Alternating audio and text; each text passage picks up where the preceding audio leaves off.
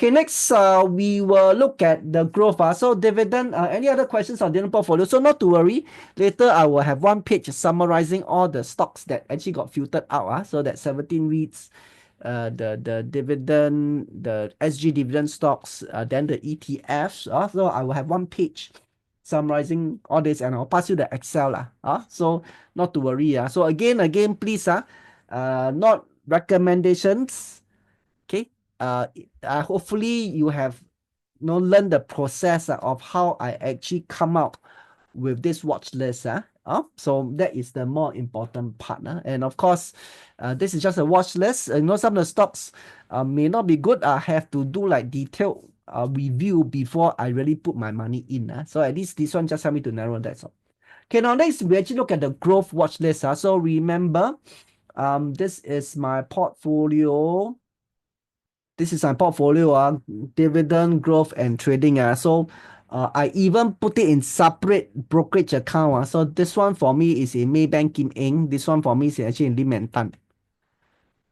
Okay, so I even separate it in terms of the different brokerage account. Okay, now for growth stocks, so same thing, what we do is we look at country level first. So Singapore.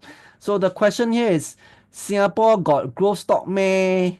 Okay, seriously, frankly, personally, I am not a fan of Singapore growth stocks. Okay, but I still share. Okay, I know that some of you actually just want to limit to SG market, which is totally nothing wrong. And yes, SG market also got growth stocks. So you can see here, so this is based on past creative time, this so long ago. That was in the 90s already lah. Cannot, too long ago lah. After that, still have. Okay, so in fact, every year we have very interesting, like this is 500% change. So not too bad. This is a percentage. So you can still find stocks whereby, I think last year we talked about oil tech. Then after the oil tech actually went up. So not too bad. Yeah, so you can see we still can find stocks 500%. That means 5x, 5 times. Okay, 400% still have lah. So you want to, let's say you just want to focus on Singapore stocks, you want to find growth stocks, still have. Okay, still possible. Okay, but the challenge here is okay, most of our growth stocks are small cap lah, and it's mostly dependent on growth story. Okay, that means like certain news or they've done certain thing, which is very hard to spot from numbers.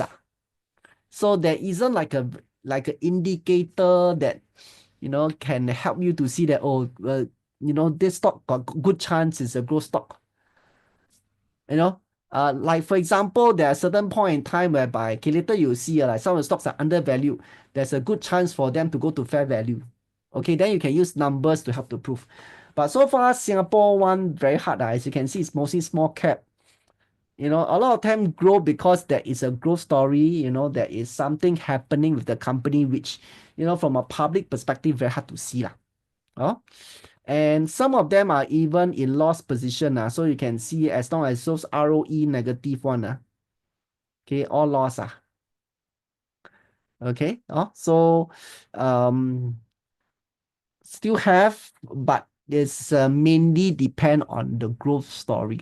So basically my point here is this: you want to find growth stock in Singapore and in fact in the rest of the market as well. The key is the growth story. What is the story rather than just depending on numbers. So I think this is nothing new. I just want to share with you what are some of the themes, THEME, that I am looking at. Also, of course, this is not exhaustive. This is what I believe that probably maybe can, help some stocks price to push up. So one of the theme I personally looking at is this thing called reconstruction. Okay, so thank God the Gaza war is hopefully over. Okay, it has stopped. Okay, now they are on this peace treaty which hopefully can last. In any case, as you can see here, so of course after war there's a rebuilding and you are talking about 50 billion needed to rebuild Gaza. So when we rebuild, there is actually you need a lot of building materials, cement, steel, so on and so forth. And we actually have some companies are actually into these building materials. Like for example, Fortress Mineral, HG Metal, Southern Alliance, they're actually into steel lah. So they are actually into steel mining actually. Okay, or iron ore mining, steel mining are all. Okay, some of them is actually in trading. Okay, but Fortress, HG, Southern, I know they're actually into mining business. Okay, so then of course, hopefully the Ukraine war is also going to end. Then they will also go into reconstruction. Then if let's say there's a sudden surge in demand for steel, then they'll benefit because they're actually into mining lah. So their profit is a lot dependent on the steel price. And cement as well lah. So these are some of companies um, that deals with building materials, which they fall into this team lah. Okay, so if you ask me, this is one of the team I actually look at, and maybe they get a so like I said, it all depends on the growth story. Growth stock high risk high return, to which is owner. Okay, so even okay, like for example, like Southern Alliance, they do mining, so their profit is actually dependent on the steel price. So steel price is a global price, it's a commodity price. So even if let's say, for example, they are not selling to Ukraine or not selling to the Middle East, right? But if let's say that it's globally there's a sudden huge demand in steel, the steel price go up, they will also benefit. Okay? So it doesn't mean that, they are all trying to sell to these places. But if let's say globally the demand for steel increase, you push up the steel price, even if they are not selling, okay, they also benefit because they are the producer for steel. Can I end? Hope I is clear to you, and really thank you for asking this question. Okay, the other theme I am looking at is actually climate change, and two companies that caught my attention, Keppel and Sembcorp lah. So this is personal. For example, recently I went to Bali. Quite scary leh, I went in early Feb, and it's supposed to be low season because they say that, the weather is actually too cold, or it's going to be rainy lah. So that's why it's actually low season, and that's the reason why I was there lah. Actually, I got some very cheap tickets to go there. So anyway, when I was there, it's actually super hot and the kind of heat is very unbearable one. I was at the beach for 20 minutes. I cannot take it anymore. I have to go back to hotel. Okay, so I think climate change is something very real. It's beginning to really affect our lives. Like for example, I got this friend in posted to Dubai. So he said that basically in August, Dubai is you really cannot stay there, man. Once she's actually based there, so once you hit July, they will actually all get out of the country because it's actually too hot. So I do see that climate change is very real, and of course those company that is actually trying to address issues, their demand for their service product will increase. So Keppel is one of them. You all can go to the website. Basically, they are doing things for climate change, energy transition, urbanization, so on and so forth. Is for Sembcorp, a leading renewable player in urban solutions. Okay, so it's also about sustainable low carbon future lah. So these are the two companies in Singapore I spotted potentially that can grow because of climate change. Then of course, innovation AI. There's actually this saying I just read. If you haven't heard about AI, that means you have been living under the stone for the past, I don't know how many years. So of course, there will be spillover effects to some of the companies in Singapore. So we do have some companies, of course, you are not in the, front of the action.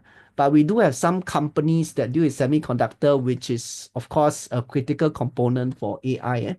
You have UMS, you have AEM. So again, I will actually put all this in my watch list for potential growth. Smart City, SD Engineering.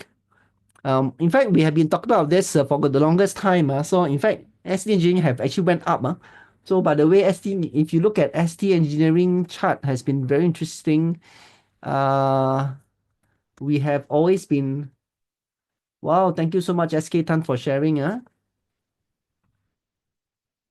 Okay, can you see ST Engineering, the price has been go up very nicely. So we have always been talking about this counter as a growth stock. Finally, there's some movement. There's one period keep hovering, then came down some more.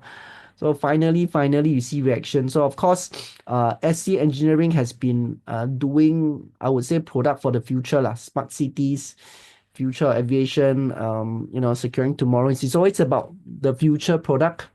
I still think there's actually room for it to grow. Okay. And fintech lah, we do have our, I think the most successful one is iFast. If you actually go into the website, they are still quite aggressive in their growth story lah. So they have grown very well. I don't think they'll stop there. They actually going to keep, getting bigger and bigger. Okay, so these are some of the growth stocks. Okay, so to be very frank, personally for growth stocks, I don't focus on Singapore market lah. Okay, I don't focus on Singapore market. So why I go through this part is number one, are there growth stocks in Singapore? Yes, they are. Still have. Okay, number two, if you want to look for growth stocks, so it's really based on the team, team as in THEME. What is the story that may drive growth, rather than looking at the numbers. Also, at least this is what the history has been saying. So if I were to look at the growth stock in Singapore, these are the themes I'll be looking at. So again, just to give you some guidance, I do know that some of you just want to focus on Singapore. Totally good, nothing wrong with that. And if you want to look for growth stocks, maybe you want to focus on a team, and these are the suggested teams, okay, for you to consider.